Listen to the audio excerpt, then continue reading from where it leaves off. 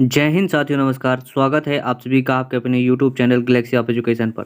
साथियों, आज की इस क्लास में हम सभी क्लास 10th के चित्रकला का पेपर देखने वाले हैं, यानी कि आपके ड्राइंग का पेपर इसमें देखने वाले हैं, जो कि आपके यूपी बोर्ड के द्वारा 2023 के लिए मॉडल पेपर जारी किया गया था। तो उसका हम सभी इसमें फुल सॉल्यूशन देखने वाले हैं। तो जैसा कि आप सभी साथियों जानते हैं कि आपका इस बार आपके पेपर में 20 मार्क्स के ऑब्जेक्टिव क्वेश्चन पूछे जाएंगे। तो कला में आप सभी को दो तरह के 20 ही ऑब्जेक्टिव क्वेश्चन देखने को मिलेंगे। एक तो होंगे आप सभी के कला से आधारित होंगे, है ना। तो एक होगा इसका पोर्शन 20 मार्क्स का कला से आधारित, और एक होगा आप सभी का मैथ से आधारित होगा, है ना। तो आप सभी यदि आप सभी कला वाले 20 ऑब्जेक्टिव क्वेश्चन को करते हैं तो आप सभी को मैथ वाले को हल नहीं करना है, और यदि आप सभी मैथ वाले 20 ऑब्जेक्टिव क्वेश्चन को करते हैं तो आप सभी को कला वाले ऑब्जेक्टिव क्वेश्चन को नहीं हल करना है। तो यह इन्फॉर्मेशन थी जो हमने आप सभी को बता दी। तो आइए आज के अपने इस पेपर के सॉल्यूशन की ओर करते हैं। तो आप सभी से यहाँ पर देखिए, पहला क्वेश्चन में पूछा गया है कि मुख्य रंग कितने होते हैं। तो साथियों, आप सभी याद रखना, मुख्य रंग होते हैं आप सभी के 7 होते हैं, जो कि आप सभी के इंद्रधनुष का रंग होते हैं। किसके होते हैं? इंद्रधनुष के रंगों को ही मुख्य रंग में रखा गया है। इंद्रधनुष के रंगों को ही मुख्य रंग में रखा गया है। और इसमें कितने रंग होते हैं? तो इंद्रधनुष में आप सभी याद रखना कि इसमें होते हैं 7 रंग। कितने होते हैं? 7 रंग। इसको आप सभी को याद करना हो तो इसके लिए मैं आप सभी को एक ट्रिक बताता हूँ। ये होगी VIGOYOR, VIGYOR। तो यहाँ पर देखिए, वी से हो जाएगा आपका वायलेट यानी कि बैगनी, आई से हो जाएगा इंडिगो, बी से हो जाएगा ब्लू यानी नीला, जी से हो जाएगा ग्रीन, वाई से हो जाएगा आपका येलो यानी कि पीला, ओ से हो जाएगा ऑरेंज, और आर से हो जाएगा रेड। यही जो 7 कलर हैं, यही आप सभी के मुख्य रंग होते हैं। तो आपके मुख्य रंग कितने होते हैं? 7 होते हैं। इनको कहाँ से लिया गया है? तो इंद्रधनुष से लिया गया है। तो आप सभी इसको याद जरूर रखना। आपका यहाँ पर देखिए दूसरा नंबर क्वेश्चन है। इसमें पूछा गया है, इनमें से शीतल अथवा ठंडा रंग कौन सा है। तो साथियों, आप सभी याद रखना, ठंडा रंग जो होता है वह होता है, सबसे ज़्यादा ठंडा रंग कौन सा होता है? तो वह होता है नीला होता है। सबसे ज़्यादा ठंडा रंग नीला होता है। नीला हो गया आप सभी का, हरा हो गया, नीला हरा और बैगनी। कौन सा? नीला हरा और बैगनी रंग जो हैं, ये आप सभी के ठंडे रंग होते हैं। कितने होते हैं? ठंडे रंग होते हैं आप सभी के 3 होते हैं। आप सभी से यदि पूछा जाए कि ठंडा रंग कितने होते हैं, तो आप सभी को बताना है 3 होते हैं। यहाँ पर आप सभी का ऑप्शन नंबर का सही हो जाएगा। जो हरा रंग है यह ठंडा यानी कि शीतल रंग होता है। अब चलते हैं आपके नेक्स्ट क्वेश्चन पर। देखिए, आप सभी से यहाँ पर देखिए, थर्ड नंबर क्वेश्चन में पूछा गया है कि निम्न में से कौन सा रंग गर्म है। तो जिस प्रकार आप सभी के ठंडे रंग है, उसी प्रकार गर्म रंग में आप सभी का पीला, लाल और नारंगी जो होते हैं। जो आप सभी के पीला है, कौन सा कलर? पीला कलर है, लाल कलर है, लाल है, और कौन सा है? नारंगी। कौन सा है? नारंगी। ये 3 कलर जो होते हैं, इनको गर्म कलर की श्रेणी में रखा गया है। तो यहाँ पर आप सभी का ऑप्शन नंबर का यहाँ पर राइट हो जाएगा, क्योंकि आपका जो लाल रंग है यह होता है किस प्रकार का? गर्म कलर। तो आप सभी से पूछे अगर कि गर्म कलर कितने होते हैं, तो 3 होते हैं। ठंडे कलर कितने हैं? ठंडे यानी कि शीतल रंग कितने होते हैं? तो 3 होते हैं, गिनती में 3 होते हैं। और कौन कौन होते हैं उसको भी हमने आप सभी को बता दिया है। आप सभी से यहाँ पर देखिए पूछा गया है चौथे नंबर क्वेश्चन में कि ओसवाल चक्र में कितने रंग होते हैं। आप सभी याद रखना, जो आपका ओसवाल चक्र होता है, इसमें आप सभी के 8 रंग होते हैं। कितने होते हैं? ओसवाल चक्र में आप सभी के 8 रंग होते हैं, है ना। तो आप सभी इस क्वेश्चन को याद रखना। ये सभी क्वेश्चन आप सभी के लिए वेरी वेरी इंपॉर्टेंट क्वेश्चन होने वाले हैं। यहाँ पर आप सभी से 5वें नंबर क्वेश्चन में पूछा गया है कि निम्नलिखित में से द्वितीयक रंग कौन सा है, यानी कि जो द्वितीयक रंग होते हैं ये कौन से होते हैं। तो आप सभी याद रखना कि नारंगी, हरा और बैगनी। द्वितीयक रंग कितने प्रकार के होते हैं? अगर आप सभी से कोई पूछे तो द्वितीयक रंग आप सभी के 3 प्रकार के होते हैं। इसमें कौन कौन से होते हैं?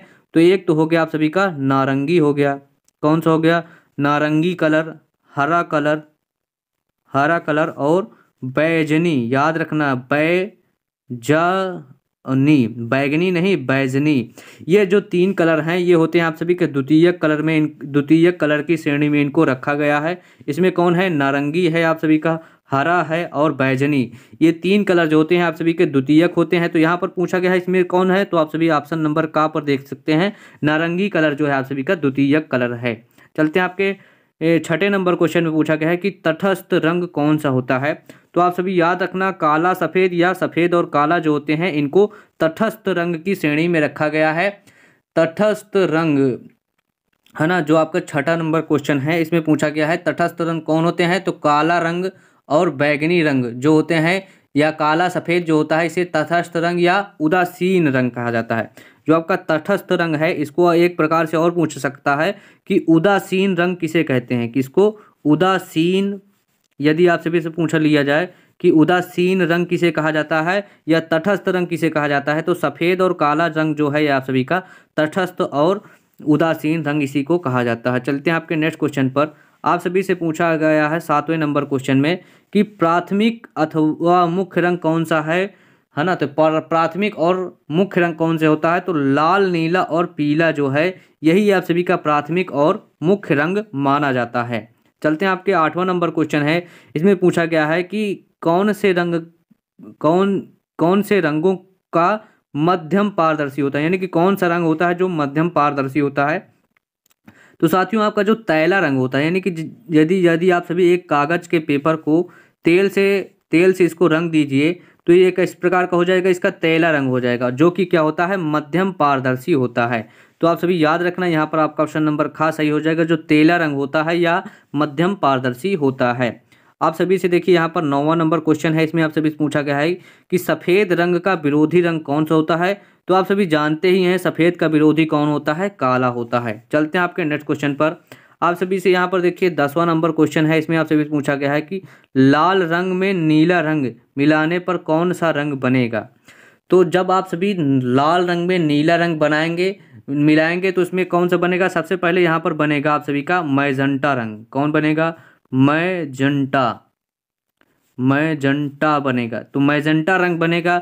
जब मैजेंटा रंग को और आप सभी यानी कि उसको घोलेंगे, गोल गोल ऐसे घोलेंगे, तो वहाँ पर आप सभी को नारंगी रंग बन जाएगा। कौन सा बनेगा, नारंगी रंग नहीं, जो आपका मैजेंटा रंग है जब आप सभी इसको घोलेंगे तो आप सभी का बैगनी रंग बनने वाला है। कौन सा बनेगा, बैगनी रंग। तो यहाँ पर 10वां का आप सभी का सही हो जाएगा कि लाल रंग में नीला रंग मिलाने पर बैगनी रंग आपका निर्माण होता है। यहाँ पर देखिए 11 नंबर क्वेश्चन में आपसे पूछा गया है कि पीले रंग में लाल रंग मिलाने पर कौन सा रंग बनेगा। पीले रंग में जब आप सभी लाल रंग मिलाएंगे तो कौन सा रंग बनेगा। तो साथियों आप सभी याद रखना कि जब आप सभी पीले में लाल मिलाएंगे तो नारंगी रंग बनेगा। आप सभी से 12 नंबर क्वेश्चन में देखिए यहाँ पर पूछा गया है कि द्वितीयक रंग कितने होते हैं। तो साथियों को आप सभी को हमने बताया था कि द्वितीयक रंग कितने होते हैं, तो 3 प्रकार के होते हैं। कौन कौन होते हैं ये भी हमने आप सभी को ऊपर बता दिया है। यदि आप सभी शुरू से वीडियो देख रहे हैं तो आपको पता होगा कि द्वितीयक रंग कितने प्रकार के होते हैं, कौन कौन होते हैं, यानी कि प्राथमिक रंग कितने प्रकार के होते हैं, कौन कौन होते हैं, ये हमने आप सभी को बता दिया है। आप सभी पहले वीडियो को शुरू में करके देख सकते हैं। 13 नंबर क्वेश्चन में पूछा गया है कि पीले रंग का विरोधी रंग कौन होता है। तो आप सभी याद रखना, पीले का विरोधी होता है आप सभी का हरा रंग। जो हरा रंग है यह पीले रंग का विरोधी रंग होता है। आप सभी से 14 नंबर क्वेश्चन में पूछा गया है कि इंद्रधनुष में कितने रंग होते हैं। इसको भी हमने आप सभी को बता दिया कि इंद्रधनुष में रंगों की संख्या कितनी होती है, 7। जिसको आप सभी को याद करना हो तो आप सभी इस ट्रिक से याद कर सकते हैं, विबग्योर YOR विबग्योर नामक शब्द से आप सभी इसको याद कर सकते हैं। वी से हो जाएगा यहाँ पर वायलेट यानी कि बैगनी, आई से हो जाएगा इंडिगो यानी कि आसमानी, बी से हो जाएगा ब्लू यानी कि नीला, जी से हो जाएगा ग्रीन यानी कि हरा, वाई से हो जाएगा आपका येलो यानी पीला, ओ से हो जाएगा ऑरेंज यानी कि ये ऑरेंज कलर हो जाएगा, और आर से हो जाएगा आप सभी का रेड। तो अगर आप सभी को इंद्रधनुष के रंग पूछ लिए जाए तो 7 होते हैं, उनको याद करने की ट्रिक है विबग्योर। तो चलते हैं अब आपके नेक्स्ट क्वेश्चन पर। यदि आप सभी को यह वीडियो अच्छा लगा हो तो आप सभी इस वीडियो को लाइक करें और अपने सभी दोस्तों के साथ शेयर भी इसे जरूर कर दें। चैनल पर नए हैं तो इसको सब्सक्राइब कर लें। क्लास 10 से कला शब्द किस भाषा से लिया गया है। आप सभी का 15 नंबर क्वेश्चन में पूछा गया है कि कला शब्द किस भाषा से लिया गया है। तो आप सभी याद रखना, जो कला शब्द है आप सभी का संस्कृत भाषा से लिया गया है। आपके लिए वेरी वेरी इंपॉर्टेंट ये क्वेश्चन है, तो आप सभी इस वीडियो को लास्ट तक देखें। इस वीडियो में आप सभी को इस पेपर का फुल सॉल्यूशन मिलने वाला है। आप सभी से 16 नंबर क्वेश्चन में पूछा गया है कि कौन सी पेंसिल, 16 नंबर में देखिए पूछा गया है कि कौन सी पेंसिल से बनाई गई रेखा अधिक काली होती है।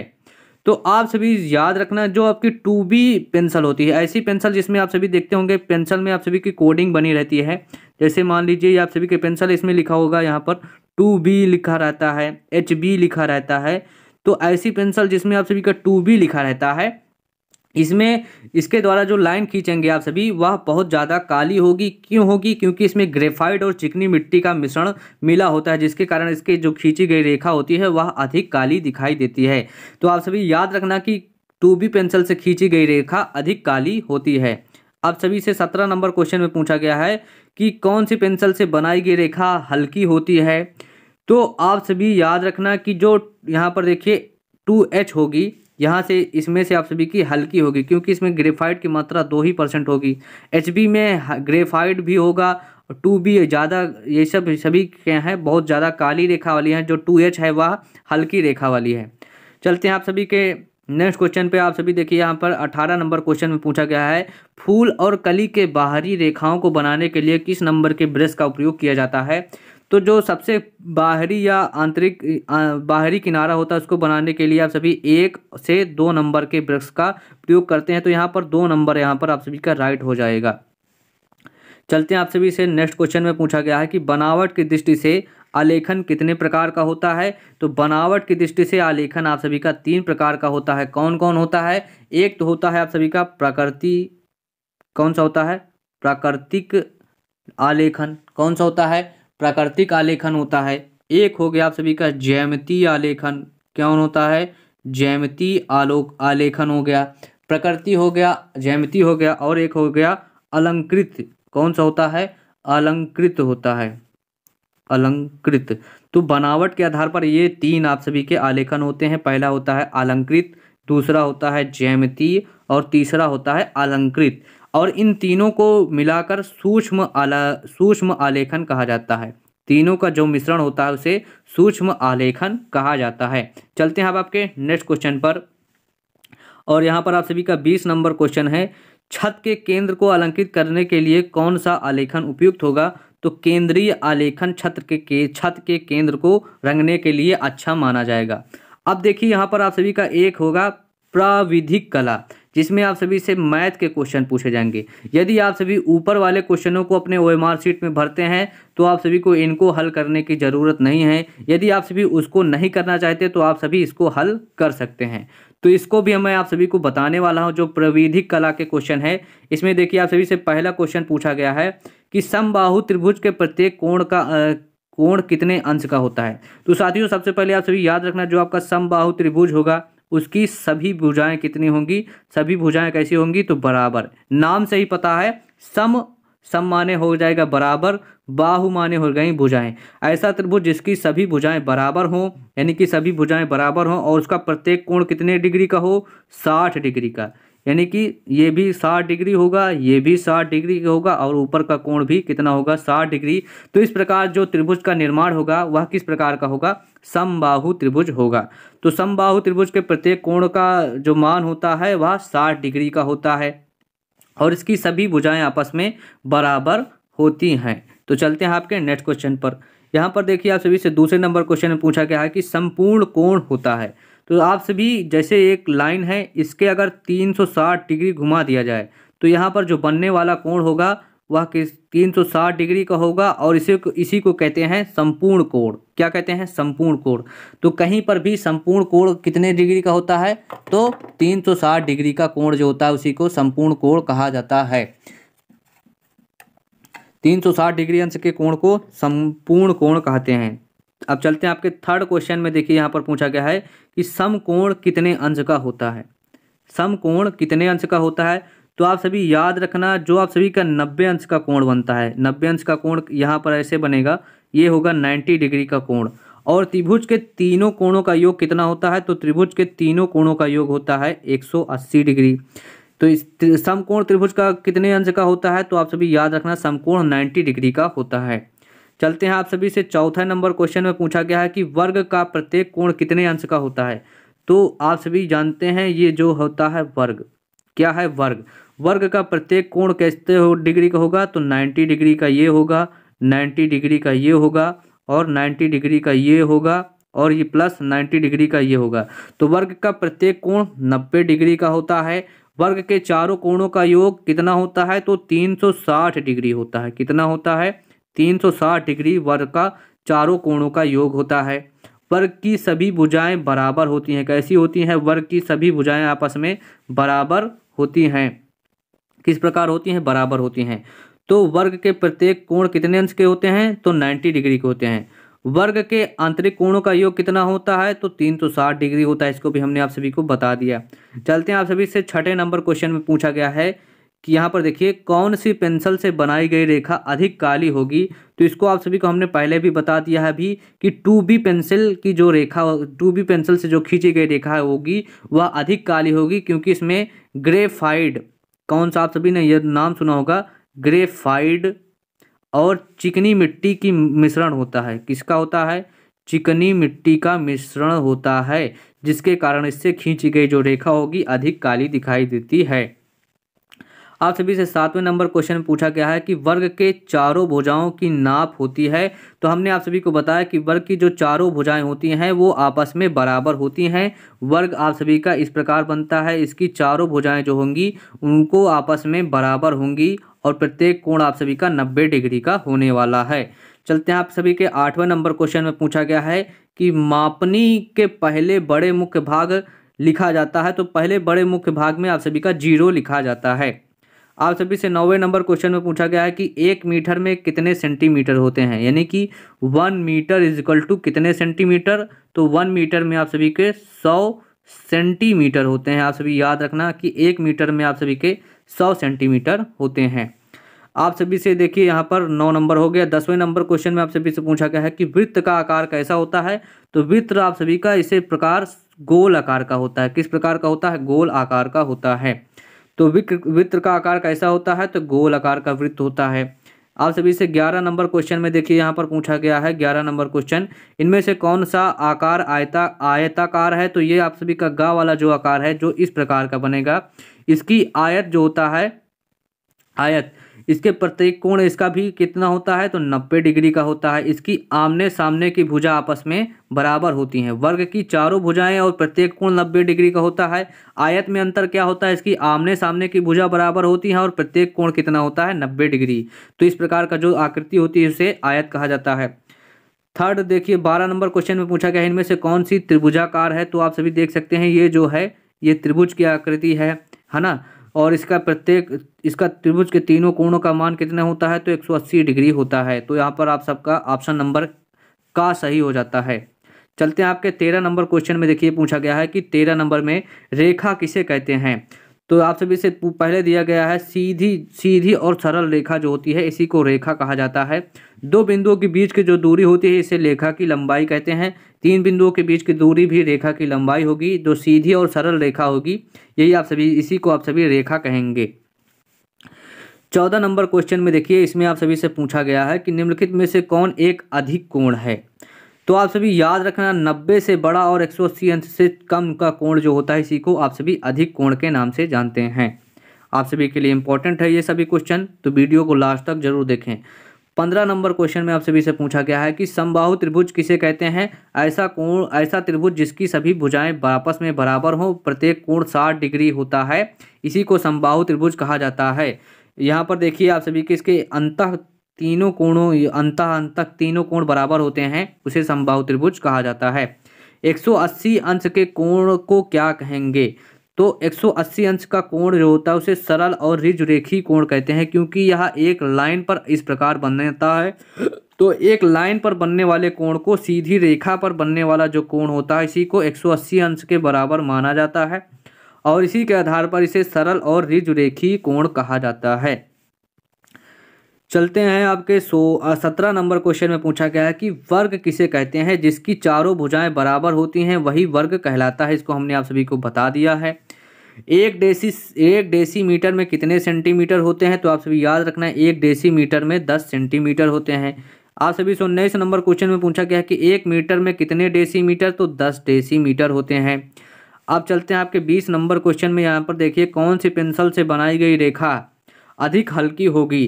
तो जैसे आप सभी को मिले 1H का मतलब इसमें कम ग्रेफाइड है, ग्रेफाइड की मात्रा इसमें कम है।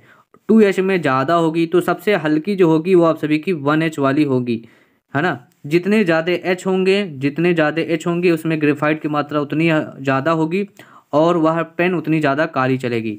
तो ये थे आप सभी के 20 मार्क्स के ऑब्जेक्टिव क्वेश्चन जो आपके गणित पर आधारित थे। और इसके पहले हमने आप सभी को जो कला वाले थे उसको भी हमने हल करा दिया है। तो आप सभी के बोर्ड एग्जाम में इनमें से क्वेश्चन जरूर फंसने वाले हैं। अगर आप सभी ने वीडियो को पूरा देखा है तो आप सभी अपने बोर्ड एग्जाम में कला में 90+ मार्क्स फोड़ने वाले हैं। अब हम आप सभी इसको सब्जेक्टिव क्वेश्चन जो है उसको मैं आप सभी को दिखाने वाला हूँ। तो आप सभी के खंड खा आएंगे और खंड खा में आप सभी का 30 अंक मिलेगा, है ना। 30 अंक का होगा आपका खंड खा, यानी कि आप सभी के 20 मार्क्स के वो वाले और प्लस 20 मार्क्स के वो दोनों को आप सभी को हल करना था। क्या यहाँ पर इसको 30 मार्क्स का दिया गया है, देखते हैं कैसे है। खंड खा जो है इसमें प्राकृतिक दृश्य चित्रण आलेख कला प्रविधि कला अथवा प्राविधिक कला में से केवल एक का ही चित्रण करना है। यदि आप सभी प्राविधिक कला को हल करते हैं तो आप सभी को आलेखन कला को हल नहीं करना। यदि प्राविधिक कला को करते हैं तो इसको नहीं करना है, अगर इसको करते हैं तो इसको नहीं करना है। तो यहाँ पर आप सभी देख सकते हैं इस प्रकार के क्वेश्चन आप सभी के बोर्ड एग्जाम में पूछे जाएंगे। अब इसको तो मैं यहाँ पर आप सभी को बना कर दिखा नहीं सकता, तो आप सभी क्वेश्चन को देख लीजिए और इसका स्क्रीनशॉट ले लीजिए। ये सभी क्वेश्चन जो होंगे आप सभी के बोर्ड एग्जाम के लिए बहुत ही ज़्यादा इंपॉर्टेंट होने वाले हैं। तो आप सभी इन क्वेश्चनों को देख लीजिए और स्क्रीनशॉट इसका लेते रहिए। ये सभी क्वेश्चन आपके बोर्ड एग्जाम में पूछे जाएंगे क्योंकि यह सभी बोर्ड के द्वारा जारी किए गए थे। तो ये था आप सभी का कला का मॉडल पेपर जो कि आपके यूपी बोर्ड के द्वारा जारी किया गया था और यह सत्र 2022 से 23 वाले बच्चों के लिए बहुत ही ज़्यादा इम्पोर्टेंट था। तो साथियों आप सभी को यह वीडियो अच्छा लगा हो तो आप सभी वीडियो को लाइक करें और चैनल पर अगर नए हैं तो इसको सब्सक्राइब जरूर कर लें। और नेक्स्ट वीडियो किस टॉपिक पर बनाई जाए इसको भी आप सभी हमें ज़रूर बताएं। तो चलते हैं, मिलते हैं आप सभी से नेक्स्ट वीडियो में।